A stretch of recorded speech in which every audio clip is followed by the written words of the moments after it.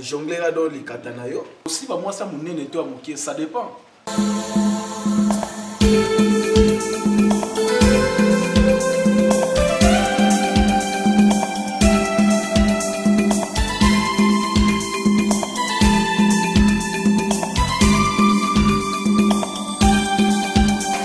En tout cas, des alaka, bana kili, bana brasa, bana poto, ngana kolobate. En tout cas, ngana zana innocente na makambu na ye. Bana kini, bana brasa, bana poto. Yo kutu ndongo zawana, oza mtu moro boye. Mobali kuto yebite. Hein? Nous avons bête na ngali soyo otokoza na ngote mais na bête loka mo réalité moro boye. Mobali oyebita lingio asenga ko deba fota mitakala otindela kai. Mais oza première plutôt, hein? Ya ko finga ka ba fi, ya ko lobela ka ba chroniqueuse malama mabe o ba beta masolo salité. Yo soyo ka munoko na ngebeti lisolo salité. Biso te pose la question et la réponse est la kande ya ba invité na biso. Vedi to tika micro na invité nanga yende o ako panzela bino makambo ya libino en tout cas ngana ebité o abombela biso za quoi surprise ngana ebité en tout cas toi qui est déjà pesa sali mais azape a te to lande ti kota azali to kota déjà pesa azali na teleminanga parce que to qui est ko pese micro yende mutu azo yebela yende mutu ko pese la idéologie ka ya lelo ndenge zalaka. Ouais, mama Mimi Alemba makambo lukaki yango potuna gite. Yo kan sa net sika no batumo ba yebite mais OK ba yebi belé donc biso donc nga Joe F donc fils qui alumbu donc yeyo en personne donc Joe F alors mamango ngo to lobel parce que bazo tuna ka ndenge nini okozwa mwasi ndenge okosiba ba yebi pena belé pe ba do ba yebi mais ba yebi penate donc nga yo nde do nazo pesela donc maman wa ndenge sala alors ebele ndenge zana ebele bakenda loye oh non na mela boy na sala boy te yaya force no moko na ya nzoto fait compter ya donc force na yo moko senti que non même ti ozo komela o kende kitoko balo ba pete que non mabono to za ndenge moko rien ya ndenge moko te wa ono ba peneza ndenge moko akosi ata pasteur na bino ebiso que non mabono nyose za ndenge moko akosi yo oh mais ça grave. Moi, c'est mon nez zaboué. Donc, il faut soit pénageno au côté, au suite pénal l'école. Donc, au pandi, donc on a forme, pandi pénal dans la position, je me ressenti pénageno à fungwami,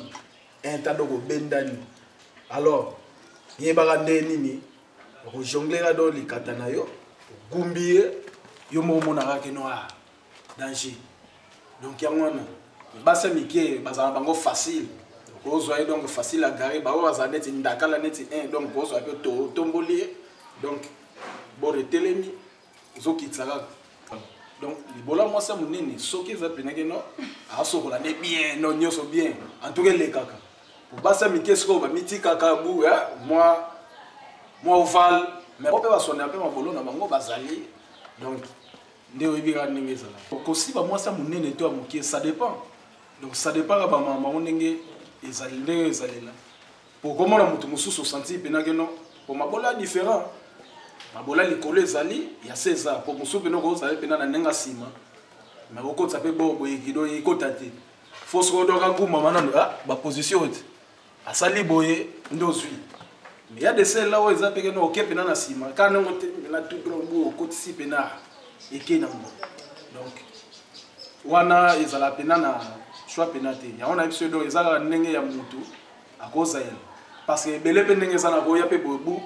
yo moni pe naza pe na bora bien akomeli osko ebembe yebisa osko salani somo ateke no do forcer rien donc ekendaka bien yo zo siba una be moi c'est pas aussi bas donc bozo siba na donc ezala ndeko mama ye yo mtola la rendembi ya yo mtu donc mona kaneti ba posa soki te so kenda libala pour ani so mona ke no koka no te fa no pa na bino ya mobala misi ba mbongo ne belé apesi ti et comme pendant un certain moment yo no komiti na ndako na yale okomola no ebimi même kutu pona yo kodo comme sata moi si kodo ko simbo mobala ata gorobo oyebite basala bo oyebite mobala mata ebembe akolingelo mbanda chango na mutuna yo pona aussi ba moi si bien pour au moins louange nyoso avec comme louange banana na adoration biso tout est bien donc normalement to banana donc na mbebo et moi ko simba tango bani mbebo kiti mabele après cave zalaga donc cave za ko lembola libolo donc yango moi si faut zalaka propre tango za ke no to kiti cave sala pe moi ndenge mo do ba sa do ya moi ba bloc ebele pas moi si après tango za ke no okota après faut sentir pena que moi ça verser tant moi ça verser on sentir pena que non ah sur on est na komi donc tant on koto sentir pena que non moi ça kangio pena makasi donc ya mwana so bani ah donc biso agence na biso ça KNS donc Kosiba non stop donc pour la biso ya mwana na habite do po bozonga bien tena lo na limite Kosiba non-stop KNS. Bon, en tout cas, nous avons dit à Kabola Batuna Batu. Mutuna mutazana mo ba makamune mo boye po mususu biso tout ozane mo rote. Et zana ba mususu omona azana makasi ya nzoto do yepe na ta to bakate o ba kamo do bakata na ba kisi mais so ya obeto. Eza naturel. Donc eza ba o eza keno do azape na boga donc ya boga do ya olobela kututi. Do yepe na soko ezaki no yepe na ta yo ke okoti salo bakati basuko okokana no kati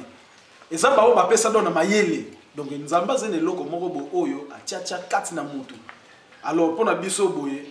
pambola biso na likata donc biso makata pena donc ya ngonder mo esala biso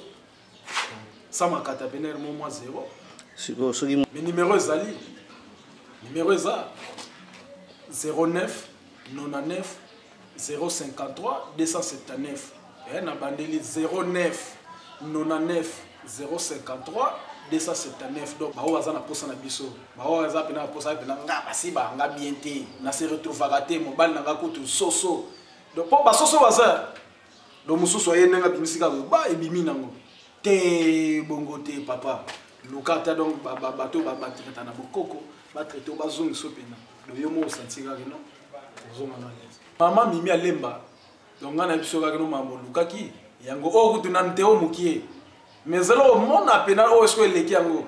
Ya do ezaka lokola moi bébé moko boye. Mo mon apena esko eleki yango en live.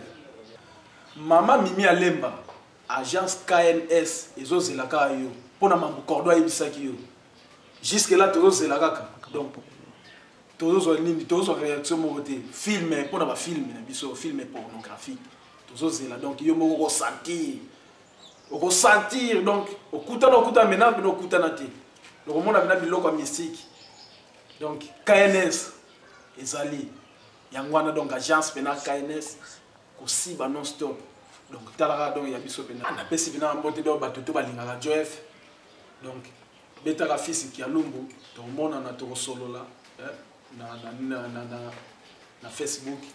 to na ton solo donc numéro pega ngwana na pesi atoka bambote bino atro Joef yeyo tozali asengi na bino ba boss abonné do bino tout boss abonné trop na Carrefour des Stars pour mona do ba biloko na bino o bolingaka donc yango ne toza donc to bois que la bino donc bo sepela nango boza décider yo mo senti pena même sur télé maraté pena donc olala mais ana musique a fourmi yo momo na penati yo a la moki okepe oluka mama donc masolo mo pena ngwana obulukaki. En tout cas, nous sommes arrivés à la fin de notre émission. Bandekoto Vanda parce que makambo na utso yoka makambo na moni. Hey, en tout cas, Bouende zala to pesi mbote na biso na banyo so batala ki biso bino batu boza déjà wana pona kotala biso mbote na bino to pesi mbote na nga na pesi mbote na nga plutôt na mon réalisateur hein pelenda na peso pena mbote de rai pelenda na peso pena mbote ya trop ya yo na moni okati suki me na bunda lingi ko kata suki na mandefu te yango style nini obo komi no ya sika na comprendre te veut dire mais comment ya kata mandefu yebisa kata mandefu nyabu ekata mandefu napesi mbote nanga na ya mimi ya lema mwaso alongola chômage napesi mbote nanga na bana na ye nyonso napesi mbote nanga na famille nanga mobimba napesi mbote nanga a ma grande sœur chérie babi salia ya obokisa leki noka boye yo amabe poto kaka napesi mbote nanga na bandeko nanga nyonso balingaka nga bato nyonso bazana na persona tanga kombo na bango ya solola solola ndeko mwasi ndeko mobali solola mbote nanga na bapangi ya ngola mbote nanga na bino nyonso tolingaka bino mingi en tout cas tokomi na suka ya émission na biso en tout cas na soki na tangi kombo angola na kolongwa te pona tanga na tanga kombo ya père nanga babi wana père biologique dans Polo KCC la moto a cartonné nangola nyonso babi grand diamatifero a sala azwa ba diamant ya ba 10 000 carats babenga ngo bongo donc ye diamant longo pomba diamant comme loka libanga kayu na poche na ye en tout cas mbote papa na pesi mbote nanga na yo molandi nanga yo mto akafanda ngo benga nga nuli na linga ko mingi nga pe na linga ko ya kosakana te et nous sommes arrivés à la fin de notre émission là donc au monde na susu à la prochaine numéro.